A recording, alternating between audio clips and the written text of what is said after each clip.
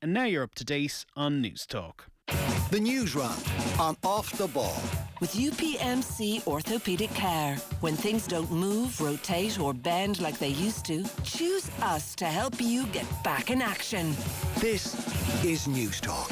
Good evening and welcome along to Monday night's Off the Ball. We are with you until 10 o'clock tonight. So yesterday turned out to be a pretty seismic day in the Football Championship. Both of last year's All-Ireland finalists knocked out in the one afternoon. We're going to have Darren O'Sullivan and Colin Boyle with us this evening to reflect on the whole weekend, the end of the Dessie Farrell era, the beginning of a brand new successful Tyrone era potentially, and that second half performance was Donegal absolutely awesome on Saturday night. We're also going to have Monday Night Rugby a little bit later on. Chris Jones will chat to us about the Lions' victory on Saturday morning, where the Irish contingent did their chances no harm whatsoever. Joe McCarthy absolutely outstanding on Saturday morning in Perth. And also in the 9 to 10 hour, we will be chatting to our own Kathleen McNamee because the Women's Euros begins this week, and there's also a bit of Republic of Ireland chat in there as well. Our number is 0879 180 180 if you want to drop us a WhatsApp. Stephen Doyle is here for Monday's bumper news round. Steve, how are you doing? Good evening, lads. All good. Mick McCarthy, how are you? Sure, I'm great, Owen. How are you, more importantly? Operating with limited octaves here. I've never... I think you need training to... It's like... I've lost a part of half a piano and I can only play with the lower octaves of the piano. I did nickname him earlier, Mick. I don't know if you heard in the office. Dr. Croak. Dr. Croak. Are we having it? I like it. Yeah. Very good. Very, very good, I must say. That's well played. Can I just say as well, I do feel your pain because during the Premier League season, when I know I've got a game on a Sunday and you're going to a Bohemians match maybe on a Friday night, and if there's a lot riding on it, or you're kind of going, I kind of need to have my voice in good condition for Sunday for the Premier League match doing a 90-minute commentary, and it is hard when you're fully behind your team and trying to drive them on. Oh, listen, I've realised now after you said that my dreams of ever becoming a match commentator for anything that matters to me anyway, it's just dead. Yeah. It's clearly or a rock star or anything. Or like a rock that, star, or any sort of performer. Yeah, it's dead. I mean, they talk about that 15-minute performance for Kerry yesterday being devastating for Armagh. It was actually devastating for my vocal cords. I can well imagine. But there is something, I think it's, look, I don't want to be judging fans in any way, but I always do find that there's a litmus test to a certain extent of how invested you are by how much you give up all sense of what's around you, who's listening to you, the fact that nobody anywhere near a pitch can hear anything you're saying or will ever be able to hear anything, and all you're kind of doing is annoying the little kid who's 4 rows in front of you who has to listen to you screaming. But actually, that all sounds negative, doesn't it? Yeah. For me, that's a test of whether you're a true fan or not, because there isn't a match you don't go into that you don't think, I'm going to take it easy here today, regardless of whether you're saving your vocal cords for radio on the Monday or not. You're just thinking to yourself, getting too old for this crap. Let's play it cool. No, it's all pointless. And at 5 minutes in, you're tearing your hair out and screaming at people and shouting at refs and everything else. You tell yourself an hour beforehand, this actually doesn't matter. This doesn't matter at all. Like, your team might lose, who cares? It's only a game. Ball is thrown in and it's just lunacy. Like, there was a young Galway fella I'd say his mid-teens sitting beside me, and at some stage late in the second half he was like, geez, it must be great to be from Kerry. And I just mumbled back at him just some incomprehensible nonsense. And I was like, I've just scarred this guy's childhood by whatever I said here. I don't know what on earth I said to him. But it's mad some of the things you shout during a match, like some of the most ridiculous, yes, it is, instructing a seasoned Gaelic footballer who's been playing in his position for the last 8 or 9 years and shouting instructions at him during the match as if to, this is going to sort out my team's performance here. If only the bloody defender would listen to what I'm shouting at him. Yeah. telling a man on the Cusack side when you're sitting in the Hogan stand, switch it. He's definitely going to hear you and make the decision. It's not Kerry tinted spectacles to suggest that was the result of the weekend. Like, the Meath thing was absolutely the spectacular. Result of the weekend. I don't know. Funny enough, if it was the result of the weekend, I think Kerry beating Armagh, I would have said 50-50 going into it, but the manner in which it happened, I think it's that's kind of what I mean. Forget about of the weekend. I wonder, have we ever seen anything like it? Have we ever seen, I don't know how you felt. You're at Croke Park and you're watching it as a Kerry fan, but as a neutral watching it, I said this to you earlier, and I don't know how you felt, Steve-O, but there was a point kind of late in the first half where the sense of the game was, this isn't as even as I thought it was. I think Armagh, for all the talk about whether Kerry are going to reach their levels or not, I think Armagh could be just a better team, a more organised, better team, more, assured, more set up to cause damage, I would say. You know what I mean? Everything, like, it's not about individual greats, it's about everything. And I was thinking, and then when they scored those couple of points to start the second half and they went 6 up, I was feeling kind of like, yeah, I've kind of called this. This could be a chastening day for Kerry. And it was like 5 minutes later, the game was out of Armagh's reach. So I don't think I've ever experienced that. Like, you talk about like hurling comebacks and things, and, you know, in a faster scoring game and so on. But even in hurling, I don't ever remember such a turnaround. So, and so I don't think I've ever seen anything like what Kerry did yesterday. And it proved any thoughts I had of them being out of form rather than being not good, you know, completely wrong. Correct. Because they showed what they can do in a way that was devastating, and I suppose if you're from anywhere else in the rest of the country, terrifying. Because I thought it was more leaning on the not good when it came to the personnel available to Kerry, and some of the people that you were judging that on stood up and had their best ever performances. Some of them having one of their first ever performances in Croke Park and playing really well. But that is, like, I think the historical comparisons are interesting here. I think Dublin in 2019 against Mayo has been brought up. Now, Dublin were favourites for that game, so maybe that was a little bit less shocking. Those goals after half time, that was an awesome second half performance. The one thing that actually came to mind yesterday for me was Mayo absolutely destroying Donegal the year after they won the All-Ireland, and it was kind of Donegal's first All-Ireland in a long, long time, just like Armagh last year, and coming down off that into year 2 is always a difficult thing. But as the summer goes on, and as the summer went on, maybe in 2013, you thought Donegal might have a chance, and then after the Mayo game, you were like, actually, maybe they never did. Going back to back is tough. And maybe that was the story of Armagh's day yesterday as well, where really if they had to go to the well for a second year, it was going to be really difficult because, you know, the first one last year, they had to go and celebrate that, and they had to make the most of that. And to try and do back to back at the first time of asking, I always say, is very, very difficult. Even the great Dubs couldn't do it. And they got beaten in 2012, you know. I was kind of thinking of I had to check my dates were right, the semi-final Dublin-Kerry 2018. The 2018, thinking of... The semi-final is 16 between Dublin and Kerry. Yeah. No, it's 2018, May 2018, Dublin-Kerry in the All-Ireland semi-final. Sorry. Maybe in the league. 2016. 2016. It was 2016. I think when they rattled Cluxton on the kick-out. That's exactly what I was thinking of, because...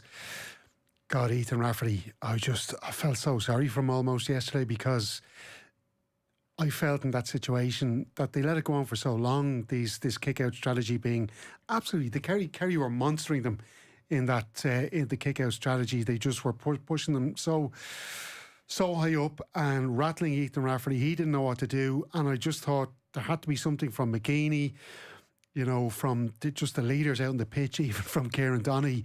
They had to get a hold on this, because it was just, they were absolutely rattled, Armagh. And I was kind of thinking all year, I think people maybe are sleeping on Armagh because they're so good. The panel is so good. They've got such depth in every single position. And they're going to obviously win this All-Ireland. They're going to do it back to back. Yeah. And I really did feel they were going to beat Kerry yesterday. I couldn't see any way that Kerry were going to be, you know, I thought it might be tight, fair enough, but I thought Armagh would see them out. But just that the kick-outs in the second half that Armagh Kerry just put the foot on the neck, and there was no releasing it, and they absolutely monstered them. But I think it is one of the real genius moves. Now, whether they meant it to happen like this or not, of the new rules, is the kick out, because the momentum, the fact that there's just no way out, the fact that attacks are sustained beyond a score if the kick out isn't going well, I think is a remarkable addition to the excitement and the pressure of football. Yeah. You know, it really is, like, you know, and, you know, we'll talk later about it, but like Galway had their chance and they did not wake up enough for that kick. And I wonder, was it the white flag, red flag thing, or what was it? But Galway were not awake for that, and they had one chance to stop that kick out and they couldn't do it. And fair play to Meath for executing it. But Kerry were able to just constantly pressurise, and it changed the game. But to your point about whether Armagh were able to get up for another year, I kind of see it slightly differently. The way I look at Armagh was they were very good in a lot of parts this year. They got to an Ulster final, they lost in extra time. They lost 3 games over the course of the year to 3 incredible teams. That's been the Armagh for the last couple of years. And last year, I think people thought that maybe they outperformed, and maybe this year, now when you're champions, people look at you differently and think you're underperforming. We're in an amazingly open era of Gaelic football where there's lots of good teams, all of them are flawed, and it's made it so exciting. Armagh needed extra time to beat Kerry last year, you know, when and Kerry, they had Kerry on the ropes this year until a team hit a purple patch, the likes of which we've never seen. And that was the end of it. I wouldn't be thinking Armagh are too far off at all, and or they even were this year. Yeah, it's you mad. know what I mean? I think they were always going to be in these 50. Armagh are a team, and I think most of the teams are, and maybe Kerry put their head above it in the second half yesterday, and they're the first team to do it. But I feel like all the teams are in these 50-50 battles, and anyone could come out, and we won't know who's standing at the end of the year. And even teams that are fairly evenly matched, you can have a hammering in those matchups just on a given Because of day. what we've just talked about, almost. Or if you have somebody who just has their eye in, or a collection of individuals who have their eye 32 in. points. It's like a Limerick hurling score. That's incredible. It's 32 points. Really is incredible. Unbelievable. Like, It was remarkable. It's like there was definitely one moment yesterday where you just kind of know that you're going to have a memory from that exact moment forever. I don't know why it was. It was probably just the imagery on it. So I was sitting in the Cusack, and around 52 minutes in, Clifford scores this point to put Kerry 8 up. It's a brilliant kick pass from Graham O'Sullivan into the corner. And it's just something about it. It was like the distance, the fact that he was in the far corner underneath the Davin and the Hogan. And it was kind of hard to see 100% what was happening. You could kind of understand 80%. You weren't sure, was he behind the arc? Was he inside the arc? You weren't sure how close McCambridge was to him. And because of that haziness, all you could see was like the left limb of Clifford 10 feet in the air and the ball just sailing towards the posts. And like, I mean, it's cliche to say time slowed down in that moment, but there was kind of a little pause in my consciousness at that point where it was like, geez, this is something I'm going to remember forever, just seeing this guy in the absolute peak of his career doing a fairly trademark thing at this point, but in such a momentous occasion as well. So it's funny. There were loads of those. We've compared Tony Kelly and David Clifford on the show twice, I think, in the last few weeks. But it's that the moment in the All Ireland final, not the goal was the most remarkable moment of my life, so much so that I don't almost remember it, you know. Yeah. But the point that he gets where he rises it and flicks it over the head and all that was right down in front of me in the thing, and it was the same feeling. It was this feeling of like, soak this in. I'm never going to forget the feeling I have right now as he does this magic, you know. And I think we've talked about like enjoying David Clifford when the greatness of somebody and the clock associated with that greatness puts a pressure on it. Yeah. Even as a fan, that you might not be able to enjoy it because all you're thinking is, what can we get out of this? Can we get David Clifford his 10 All-Stars and his 7 All-Irelands, you know? And it's like, oh, another year is gone.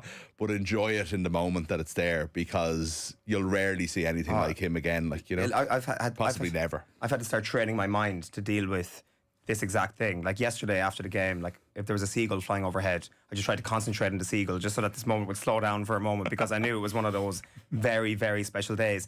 And like underlying this whole thing, they just won a quarter final. Like, it's not like they've won an All-Ireland or anything like that, which I know is something that struck you as well, Mick, that this was, well, it was like, just it's such an emotional thing. The for stats a quarter. amazing. You know, there's this now the 26th GA season of the century, and it's the 23rd time that Kerry have made an All-Ireland semi-final. This is where they live. This is where they start the season, basically, in some ways. But again, it wasn't just a quarter-final. This was a beleaguered team. This was a team that was hammered in the group stages to a Meath team that we probably look at somewhat differently now, but still, and, you know, had not performed, and, you know, were limp enough in last season's championship. And again, you're on the counting clock of some of these great players, and they put in that kind of performance, the likes of which I don't know if we've ever seen for that 20-minute period. Yeah, and I think it's the fact that they beat the All-Ireland champions. You know, you beat the champions, you know, that's a massive The team result. that beat them last year. And the team that beat them last year. And Jack O'Connor mentioned that in the press conference as well. He said that really hurt, that particular result. So, yeah, we will get to Jack in just a moment. There's a text in from John in Limerick to say, lads, Armagh lost their legs at 55 minutes. You could see them falling off tackles, calves tightening up. They couldn't keep up with the pace of the closing quarter. There might be something in that. I think Charlie O going off had a massive impact at that moment as well for Armagh. We should just mention, because I not to get into specifics, we'll do much more analysis with the lads, but the David Clifford thing is wonderful, and there was some younger names that kind of came through yesterday, but I thought Sean O'Shea is someone that I think we talked about a lot when he came through, and people sort of see him as a fixture. It's almost like the Declan O'Sullivan to the Gooch, you know, element of it. You kind of expect him to be what he was, but I think he went to another level again yesterday, and it's like we shouldn't forget somebody because we have him as 1A in this great duo. You know what I mean? And yeah, it's like, true. He is remarkable. Oh, a totally deserving man of the match. well, Yesterday, they got 32 points and he scored nearly half of them. Yeah, it's insane performance from him yesterday.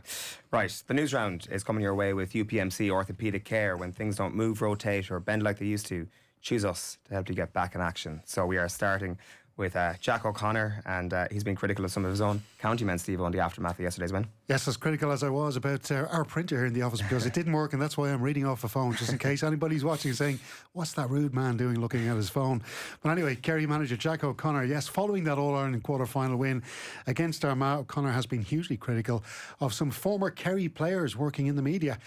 Kerry put on a brilliant second-half display, most notably from the 41st to 56th minutes, beating the Orchard County by 32 points to 121. Sean O'Shea bagging 12 points in the game as the men from the Kingdom obliterated Armagh's kick-out strategy.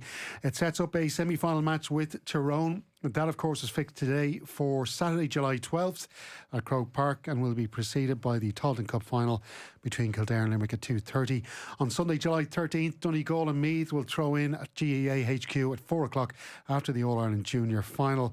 Back to Kerry's semi-quarter-final win, coming just a couple of weeks after that group stage defeat to the Royals. And O'Connor was disappointed by the post-match comments after that game from some pundits. But I think sometimes we're being judged on a different criteria to other teams. I mean, for example, Dublin got beaten by Meath in the Leinster Championship.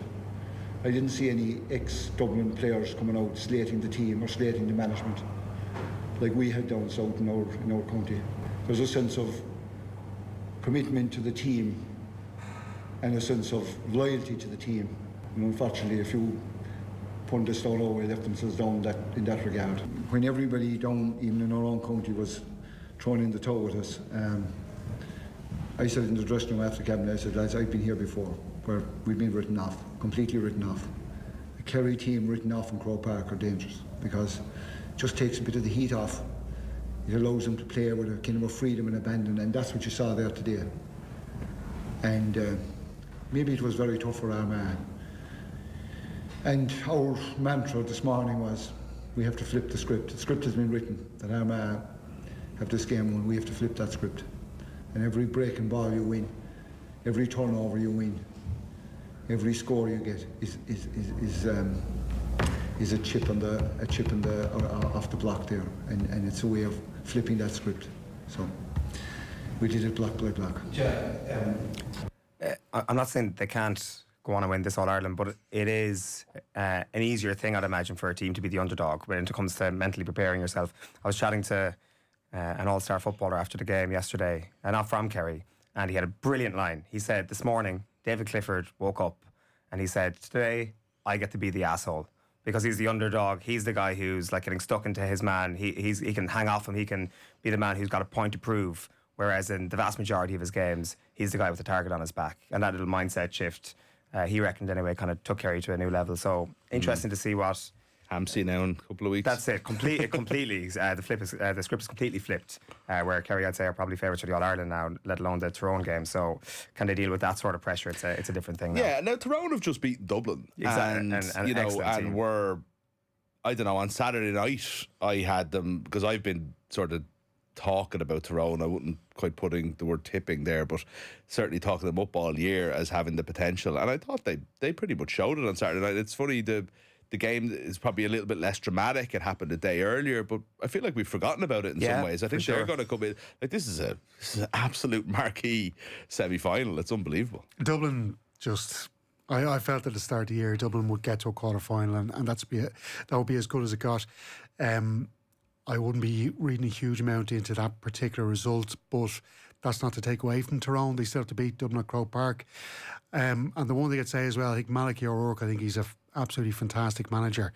And to do what he's done this year, I think has been pretty impressive. And if anybody's going to have a tactical plan to outsmart Jack O'Connor, I think Malachy could be the man. He's I also love Malachy O'Rourke's demeanour on the sideline. Like when he's walking onto the pitch in Croke Park afterwards, he looks like kind of an extended member of the county board or something, as if he's not really had any part to play. He's just there shaking hands with the players, and he's like masterminded this thing, a brilliant motivational figure, and there's just a humility to how he carries himself on the pitch. He's very understated, and I just think he's a very, very impressive manager. Like we've been tipping Tyrone to be a dominant force in Gaelic football in 2 seasons time. Maybe it actually begins now, and they actually claim this year, because that'd be ahead of schedule, I think it'd be fair to say. There was a moment where Canavan had the ball under the Hogan stand, I think, and kind of missed he didn't get the pickup right, and then just the calmness he showed, and he hit this beautiful crossfield ball. I don't know if you remember it. I think O'Trone only got a point out of it, but it was a goal chance. I was just like, God, he's so like his dad. Yeah. He really is. It's like the ultimate compliment. You don't want to be. He's this like 25-year-old all-star footballer. He doesn't want to be constantly compared to his father, like Casper Schmeichel style. He could win 12 Premier Leagues and he'd always be Peter Schmeichel's son. But it's the ultimate compliment as well to say that he's so like Peter Canavan. We should talk about the other game yesterday. So we'll move on to your next story, Steve-O. So Pádraig Joyce, any clues about his future as Galway manager? Well, he may have been emotional after Galway's defeat to the Royal Zone, but he wasn't making any rash decisions on his future as the county's senior football manager. Joyce has taken his team to 2 All-Ireland finals and is in the final year of a 3-year deal he agreed with the county board at the end of 2022. Last year's runners-up showed the kind of character that has taken them this far in this year's championship, but they couldn't find the killer blow to put Meath away. A wonderful performance by forward Jordan Morris, who scored 1-6 from play, helped propel Robbie Brennan's charges to yet another unexpected win over Division 1 opposition. It's the first time Meath have reached the last 4 of the championship since 2009. It was a slow start to this quarter-final by both teams, and not for the first time by Galway, something Joyce has been left puzzled by. Because we're watching the slow starts with the last maybe 4 or 5 games, and we've changed a lot of stuff. We've changed the warm-up, we've changed the bus driver, we've nearly changed everything to try and do what we can do, but it's not seem to be working. Yeah, there's a lot of outstanding teams there, like there is good teams there, we know that, but our job was to beat Meath at the semi-final. We just weren't good enough to do it, so there's no point if we can't do that. We can't go on and try and win it out, but yeah, we had ambitions to win it as every team that's left has, but there is some good teams left in the competition, but football is leveling out a good bit. It's great to see Meath back in where they are, because they're gone away a long time as well. They're a powerhouse over the years, so fair play to them, and the supporters, they were really good there, got behind their team, and all we can do is wish them well as they go forward. We just got knocked out of the championship, so we're not going to make any rash decisions. We'll sit and chat. There's a lot of lads in there have decisions to make about next year as well, and as we have as a management as well. So look, we'll do that in due course. County board have always been very supportive of me, the players, so look, we'll sit down and chat to them, and we'll get things properly organised, so whatever will be, so there won't be no statements or no rushes coming out the next day or two, and I'll tell you that. The only thing here is that the pattern for Galway has been an All-Ireland final every second year, so you'd think next year they'll be back in the final if he just sticks with it, and they have a really, really good squad of players. But yesterday, oh my God, that is a setback on the Galway project, to put it mildly. That is probably their worst loss under Joyce, I would argue. I find it hard to understand Galway, because you just look at, remember we were talking about the shape of the Armagh team and the set up to do damage. I just feel like Galway are a really well put together team. Now maybe the window is closing a little bit on that, because forwards are possibly aging and injury prone, and Paul Conroy's not going to be able to do this forever and so on, but it just doesn't click 80% of the time, and when it does, it's amazing. Like it did in that 5-minute period where they got, what was it, 2-3, yeah, and it looked like the game was out of reach. It's just like, this is the team that we've been waiting for all season, and they just couldn't get it going again after that. No, Meath and their response after that, it's absolutely extraordinary. Isn't that the thing though? Because in 2 of the 3 games, in 3 of the 4 games this week, there was a massive comeback, and the Armagh and Monaghan were just left reeling and had no answer to it, and it was a knockout punch that they just could not come back from, and they never even showed signs of life afterwards. And Meath just kept at it, and this is the most inexperienced team of them all, the team that's been there the least, and they should have been the most rattled of all. They should have been, we had this in our hands and we've lost it. And they did the opposite. They were unbelievable. My Meath friends tell me that they're working on the theory that Meath have just been perpetually underrated all season long, because none of their games have been on terrestrial television until yesterday. So actually people have got no appreciation of how brilliant they've actually been. People have clocked, they've beaten Dublin. They've clocked, they've beaten Kerry. But not a whole pile of people actually watch those games for 70 minutes. Was on terrestrial television. That's a very good point, actually. None of their wins were on terrestrial TV. To be fair, though, like Robbie Brennan is an excellent manager, excellent coach. Tactically, he was on the money yesterday. And you look at the backroom team he's got as well, like with Martin Corey, Joe McMahon. It's a great coaching setup they have there. They really could get to a final here.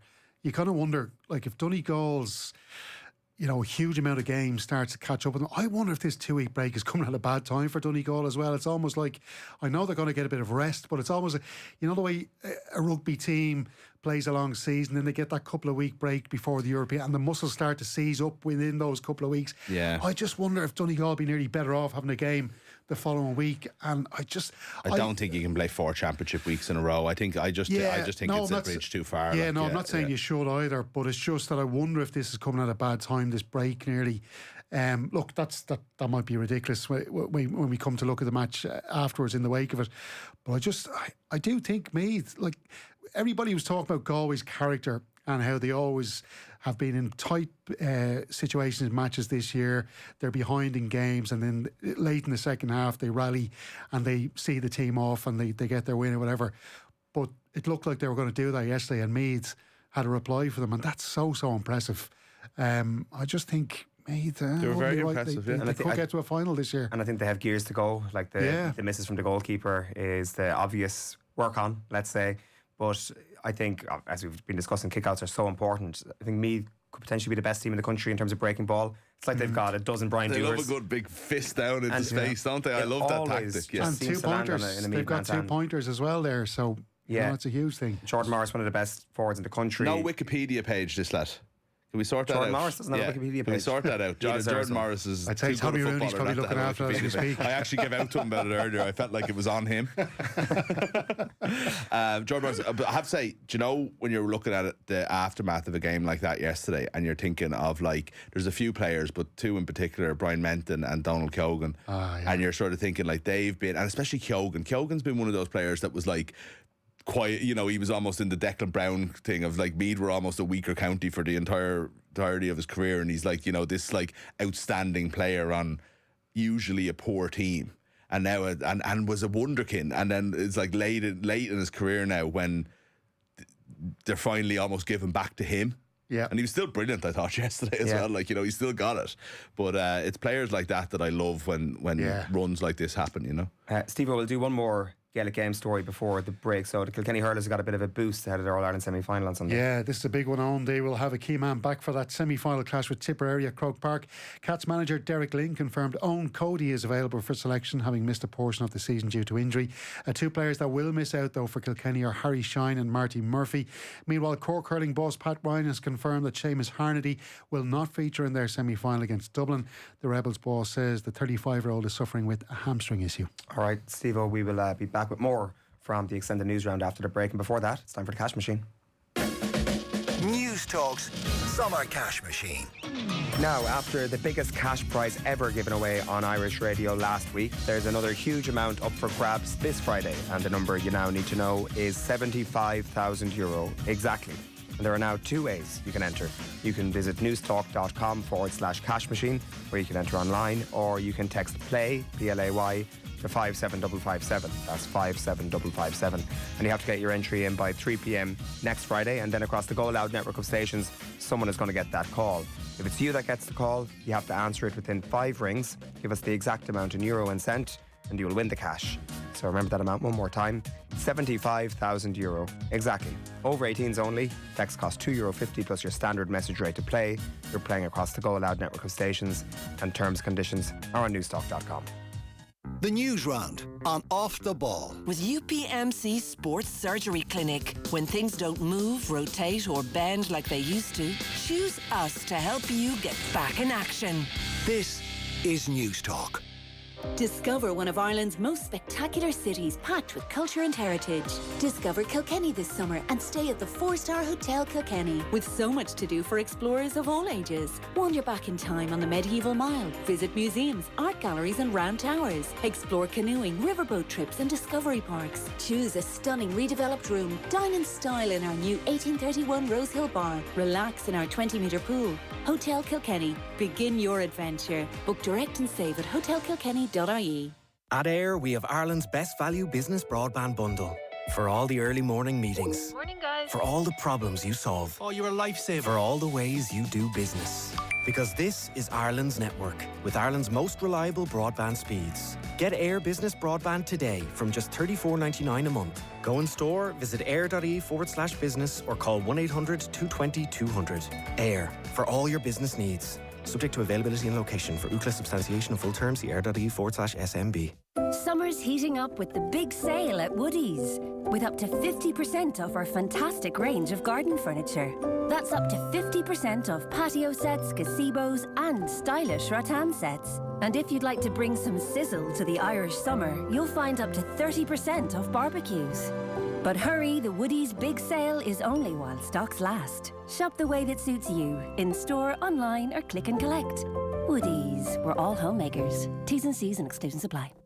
Is your little one starting big school this September? At Dunnes Stores, we've got you covered for those memorable milestones. From waving goodbye at the gate to snapping that first proud photo in their new uniform. Feel confident as they take their next big step with quality schoolwear. Pick up a 3-pack of playproof polos from €5. Pair these with Easy Care joggers also from €5, plus a comfy sweatshirt from €3.75. Shop back to school in store and online now. Dunnes Stores, always better value. Terms and conditions apply.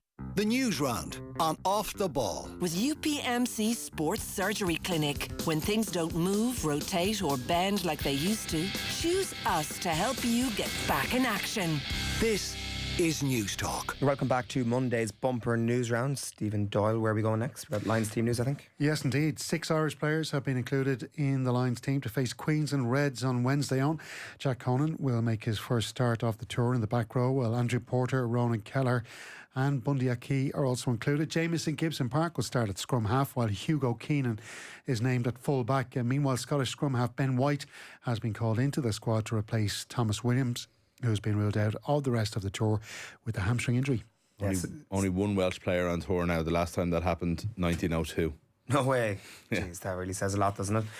We're going to be speaking to Chris Jones about this a little bit later on, but it's going to be really interesting, particularly to see what happens with the Irish forwards in this year's tour. There's a bit of uncertainty outside of Dan Sheehan if there'll be Irish representation in the Test front row. The Tyke Byrne question, where he plays, is a big one. And then also Joe McCarthy has just inserted himself into the conversation here. Yeah, the way Sam Warburton was talking on Sky afterwards, he would suggest that, and the way most people talked about it, anyone watching the game as well, because McCarthy was so good, would suggest that he is certainly seen as someone that's bolted into the Test team, or at least in pole position, and Itoje is definitely going to play. So it would have been kind of impossible to think of a Lions team without Tyke Byrne. Now, he was named at 6, in one of the games, so there is also that possibility. But at the same time, you look at the way the team is lined up on Wednesday, it's got Jack Morgan and Tom Curry as the 6 and 7. They're both open sides, and the whole squad is filled with open sides. Josh Van der Fleer is going to have a chance at the starting point. These two, and Ben Earl as well. So there's a sense that I think he might be looking at the team as having 2 open sides, and maybe sacrifice a line-out jumper. So it's interesting. It would have been very hard to see a Lions starting team without Tyke Byrne a few weeks ago. Yeah, I still think there's a good chance he will start 6. Yeah. At 6 when it comes to the Test. It's mad how Jack Conan is now, other than Dan Sheehan, the first Irish name on the team sheet that has just arrived at this point, and everybody seems to accept that he is the 8. Yeah. I think that's fair as well, and considering what he did a couple of years ago. Yeah, but I kind of agree with you. I thought it would be one of those things that would develop over the couple of weeks, and then people would realise. I didn't kind of sense that, right, we're going in. He hasn't even started the game yet, and he's nailed on number 8. It'll be interesting to see Gibson Park. Actually, these games are fascinating because I feel like I don't remember a Lions tour when we've been less sure of what the Test team would be. Yeah. And Hugo Keenan has a really big game this weekend because we don't know who's going to be fullback. It's hard to see how Blair Kinghorn is going to come in, next week, is it? I don't know when he's coming, but they played on Saturday, obviously. I think he's there by the weekend. He's there by the weekend, so he won't play this weekend then, obviously. So it's hard to see him starting at least the first Test. Yeah. And then, obviously, Elliot Daly was pretty good. At the weekend, and that might well be the outcome there. Yeah. So, but Keenan has a chance. Gibson Park, I think, he just needs to show some form, and he'll play. So there's lots of Andrew Porter. I think is someone that still has a huge chance of playing. There's a big momentum behind Ellis Genge at the moment, it seems. So the one thing I would think about that is I don't know if people should get too worked up about that, because if you have Ellis Genge and Andrew Porter there, they're going to play 50 minutes and 30 minutes, and whoever comes off the bench is going to make a bloody big impact. Yeah. So I would consider it a Test 23 especially for the forwards. Especially for the front row forwards. If you're in the 23, then you're having significant game time. Yeah, so no need to get our lose any sense of nationalistic pride in us as a rugby nation. Well, we're all Irish and British now on. Absolutely, we are. Right, where do you want to go next, Steve-O? Yes, well, moving on then. Actually, I just thought there was very interesting comments. We'll come to maybe shortly Carla Ward, the Republic of Ireland manager, after last night's friendly match. But let's bring you up to date with Wimbledon first, because furious 90 Daniil Medvedev smashed up his rackets after suffering a shock first-round defeat at Wimbledon to French journeyman Benjamin Bonzi. The Russian, who reached the semi-finals last year, tumbled out 7-6, 3-6, 7-6, 6-2 in just over 3 hours. Very uncharacteristic behaviour there from Daniil Medvedev. It has been a struggle at times for the defending champion Carlos Alcaraz on centre court, but he did beat the Italian Fabio Fognini in 5 sets. That went to a deciding set, 4 hours and 37 minutes. Alcaraz was in court for that one. American 12th seed Francis Tiafoe beat Elmer Muller from Denmark in straight sets, 6-3, 6-4, 6-2. Sadly, Stefanos Tsitsipas had to retire due to a back injury as the French qualifier Valentin Royer advanced to the second round. In the women's singles, another player had to retire injured. There was Ons Jabeur, the two-time finalist, was playing against the Bulgarian Victoria Tomova. She lost the first set but then had to go out in the second set. Women's world number 1 Arina Sabalenka is through to the second round. The Belarusian beat Carson Branstein of Canada in straight set, 6-1, 7-5 to progress. The 22nd seed Donna Vekic from Croatia and Ukrainian 13th seed Elena Svitolina won their matches in straight sets. When you say, sorry, just really quickly on this, because I know we don't have much time, but when you say he smashed his rackets, like it's plural, he systematically took out one at a time, smashed it, went back for another one. Or what, did you see? I didn't see the actual, because we didn't have that match on TV as we were watching in studio, so just going on the match reports there. But I kind of want it to be that. I don't want to check it in case it's something. He actually, it was a very John Giles FA Cup style assessment of his opponent's performance. You remember Giles used to get really angry at lower league teams who weren't doing so well, would then put on a brilliant performance to knock out a Premier League team in the first round of the Cup. In French, he was playing a French player, and in French he actually said, why don't you play like this all the time? You could earn yourself millions. You could be a top player. Anyway, just moving on to those Carla Ward comments, because just regarding player welfare, it seemed pretty crazy, the kind of conditions that the Irish players were playing in against America last night. Of course, it was that friendly match they were playing in the USA. Carla Ward said in her post-match comments on RTE that some players were asking to come off during the game. That was just after 22 minutes during a cooling break, but Ward felt that she couldn't make the changes then. At half-time, she made 3 forced changes, revealing that a couple of the players were unwell at half-time. Ireland suffered a 4-0 defeat to the hosts in Cincinnati, with the match played in 31-degree heat and also with high humidity. Ward said after the game that in the second half, players were almost begging to come off and we couldn't do anything about it. She added, it's been quite dangerously hot out there today, and with humidity at 94, I don't think I've ever felt anything like it.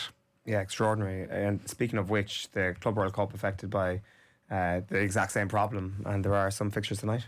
Yes, indeed. Inter take on Fluminense, and that one kicks off at 8 o'clock in North Carolina. It's a last 16 match.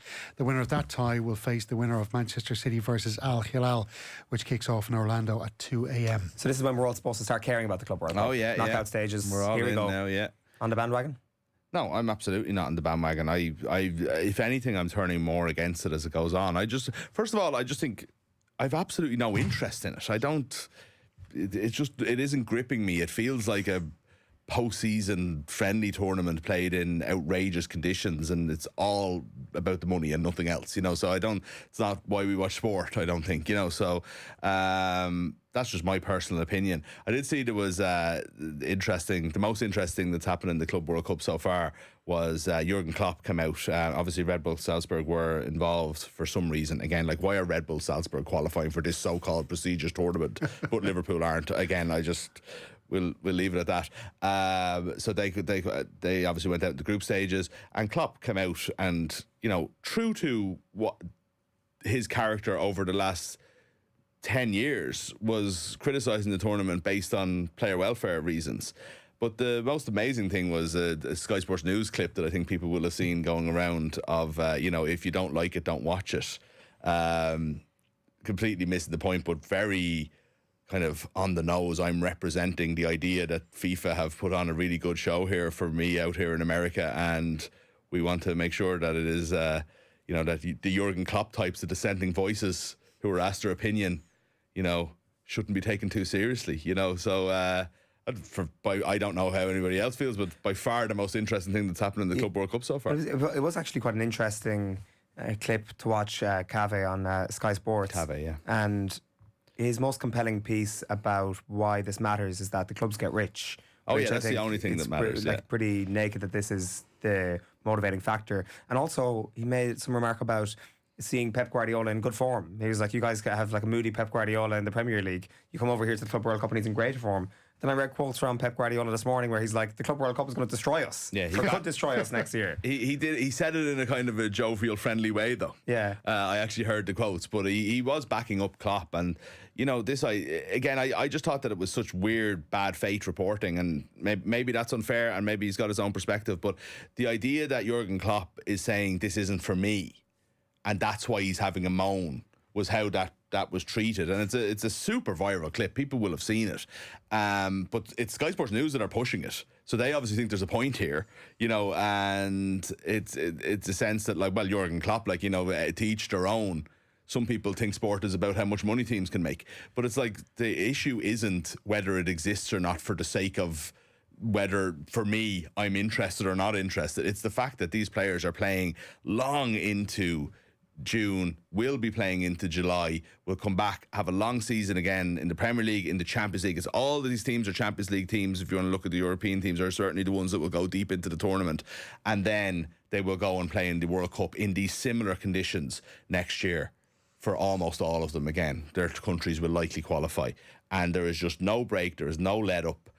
Every tournament is more important than the last, and every player will be flogged until they break down. And I know they're all multi-millionaires, but the idea that this is what we want from our footballers is to see tired footballers not at their best constantly. Yeah, well, I think that there's two sides to it. There's a very Eurocentric view out there that this is a really stupid competition. We're playing against all these very weak teams around the world, and our players should be on their holidays and getting ready for next season. But then the likes of Fluminense, the likes of Boca Juniors, River Plate, Urawa, Red Diamonds, all these clubs around the world. The Red Diamonds got an amazing send-off in Japan from their club supporters, and they're absolutely buzzing for the competition. They want to see their club sides taking on the best teams from Europe, the best teams in the world. And it's huge for them. It's a really, really big competition. But then there is that side of players are getting flogged. They're playing these summer tournaments annually now, whether it be the International World Cup, whether it be the European Championship, whether it be the South American Championship, whether it be the whatever. You've got these, and you can't keep having these summer tournaments and absolutely flogging players, and it's going to have an impact, as Pep Guardiola said, on their season next season. And then there is the money side of it, because great, these smaller clubs will make big money, but then the smaller clubs will go back to their leagues, and it'll completely skewer the transfer markets, and it's going to be the same with teams like Chelsea and Manchester City, who are making big money here. And again, it's going to inflate prices in the transfer market, and it's just, it's a big mess, I think. Yeah. It's ridiculous. We had Tim Vickery on, given that side of it, of what it means to, in particular, the Brazilian clubs. He was saying, and that's fine, but I don't see... If there's not a competitive balance to that, I don't really see what the point of it is to have a competition for the sake of a competition either. We have it in international football, the money, look, I don't know, maybe that's fair. But from a European point of view, I think there's nothing good about this, I have to say. Yeah, no, I'm struggling to kind of get interested in it at all. You look at a fixture like Real Madrid versus Juventus tomorrow at 8 o'clock, or in the quarterfinals at the weekend, you got Paris Saint-Germain versus Bayern Munich at 5 o'clock. Our time, that, if this is going to be anything, that has got to get huge attention, and everybody's got to be talking about that game. And I suspect that it's going to be a mere footnote on this sporting weekend for football only fans. And just a quick point on that, Xabi Alonso takes over as Real Madrid manager, and he's just thrust straight into not that I'm feeling sorry for him, but thrust straight into a competitive tournament which I'm sure he's probably going, oh my God, like he could have done with a few, handy pre-season friendly matches to have a look at his squad, have a look at his team, but straight off the bat he's into a competitive tournament and he's under pressure to win it because Real Madrid want to win this tournament, you can be damn sure. Your man, another thing that like Cave said that I just think it really needs interrogating was he said that like these teams are playing this at this part of the year, then they'll have a holiday and then they'll come back, whereas every other team will go on a similar tour. There's a big difference between going and having your pre-season in a place where you're going and playing matches in Chicago or whatever, and lads are playing but no squad numbers on their back and 45 minutes a game, and it's half the kids and the lads who are going to go out on loan and a few other players and all this, and trotting around the pitch trying to get fit for which you have to do anyway, but you just happen to be doing it in America or in Asia. And I don't love that either, but there's a big difference between that and trying to win a Club World Cup in the middle of July before having to start the Premier League season on the 14th of August or something. Yeah, for sure. Let us know if you're watching this thing. Our number is 0879 180 180. There's a text I want to put to you in just a sec, but do you want to bring us your next story first, Steve-O? Yeah, just to bring you a bit of news about Shamrock Rovers and two high-profile departures from their senior women's squad. Goalkeeper Katie Keane and midfielder Ruisha Littlejohn have both left the club. Keane is set to join a club in the Women's Super League. She's a very highly rated goalkeeper and has a big future. Littlejohn poised for a return to full-time football as well. Sligo Rovers, meanwhile, have confirmed the loan signing of Bohemians midfielder James McManus until the end of the season. The 20-year-old, who has featured for Ireland at underage level, is the third new arrival for Rovers in recent weeks. And there's a text in here asking you, did Mick read the article in the paper over the weekend about Dolces? Yeah. And, this is Conor McKeown's piece in the Conor Sindo. McKeown wrote a great piece, I will say. Very well put. Conor's always been a great man for Dublin GA. It's like someone that we'd get on if we had a Dublin hurling story we wanted to do when they were in the doldrums and there was no sort of national profile to them and stuff like that. So his bona fides are well established. I felt quite seen, I have to say. It was an article about people born and raised in Dublin who suddenly become, talk about going down home for the match and all of this stuff, and talking in a slightly different accent, saying things that get you battered in school, I think was what he said. And all of that, very, very funny. So, good article, and I think he's right in his overall point that Dublin hurling needs a culture in of itself. But I do think he is talking about someone slightly different than me, which is the fan, the Niall Quinn he mentions in the piece, who is a Dublin football fan and will stand on Hill 16, but then is a Tip fan for the hurling. Okay. I am not that. I always said this is like I played GA here and everything like that, but I was always a Clare fan. That was where I spent entire summers there. That was where I went to matches. And when Dublin played Clare in 1992, and I was 7 years old in the 1992 All-Ireland football semi-final, I was supporting Clare. I don't know if I need to defend myself on it, but I actually do feel like I need to, yeah. Well, I mean, that's extra to target you. The one thing I'll say about things like that are various things. He quotes Anthony Daly. I had a chat with Daly about this after he was Dublin manager, but talking about one of the things that really annoyed him as Dublin manager was these Dublin people that would go support in other counties. And I talked about my situation and was very much like, that was it. And he was like, well, that's fair enough. And look, the fact that it's Clare didn't hurt either, But I was like, yeah, but everybody has their story. Everybody has their story. And we live in a nation where our international teams are flooded with people of diaspora and all, and it matters to them, and there's a connection to their family's place and to their parents' place. Why should that be any different with counties? I don't really understand why there's such a attitude of you support where you're from, full stop, and nobody's allowed to have nuance, or there's rules attached to sport and you will stick to them at all costs. I tell you who's more annoying than people like you, Mick, and thanks very much. Glad there's someone worse. That would be the people who live in Dublin but then follow two separate counties, mother and father. So you might have a Dubliner whose mum is from Meath, so they follow the Meath football team, but their dad is from Kilkenny, so they followed Kilkenny hurlers. Should do it the other way around if they had any. Absolute glory hunters. Absolute glory hunters. Have a bit of self-respect. It's like... I must say I'm unfamiliar with the concept of the sort of split loyalties. I can totally understand somebody living in a place and supporting the team of their parent. Like what you just outlined there, mother, father, that's a little bit understandable as well. But somebody who makes a decision to support a different county that they're not emotionally attached to. Like, so the Dublin, in the hill for the Dublin footballers, and then supporting a real, in inverted commas, a real hurling county then. But in a real way as well, like as in like going to all the games and becoming and passionate and attached to your home. I do kind of think. But again, I don't want to, like, my personal opinion is you should have a county, but that's like, that shouldn't be a rule. I shouldn't think less of you if you don't agree with that. You know what I mean? I do think we need to have a little bit less rules about what you're supposed to feel like. Conform, or else you're not a real sports fan, you know? We have time. Do you want to play the Keith Andrews audio just to finish up, I think? Just briefly, Keith Andrews unveiled officially today as the new Brentford head coach, and he was asked at the press conference what type of manager he's going to be. I'll be me. I'll be authentic. I'll be who I am on a daily basis. That won't change in terms of how I deal with people on a daily basis, regardless of the role that I'm in. Obviously, the responsibilities are very different to the role I've just had. Very pressurised. Need brilliant people around me, which I have got, and we will add to that. But yeah, I won't try and emulate anybody. Got a lot of respect for those names that you mentioned, and I've taken a lot from a lot of people on the journey that I've been on, but I'll be me. Yeah, Keith Andrews there, speaking for the first time as Brentford manager. Steve-O, thank you very much for tonight's news round. Mick, thank you. After 8 o'clock, we've got Colin Boyle and Darren O'Sullivan with us to reflect on the weekend's Gaelic football action. We'll take a quick break. We'll be back right after these.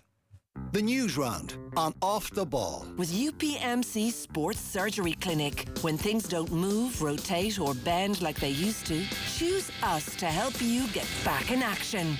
This is News Talk. Who'll call you out in your nonsense and give you it brutally straight, but knows when to shut up and listen, take your side, empathise, advocate? Who can you fight half the night with about a story, a band or a team? Who'll push your buttons and drive you so mad, but still make you laugh, think and dream? With whom can you pick up right where you left off and never have to pretend? Who's 24/7 and 365, always there for you?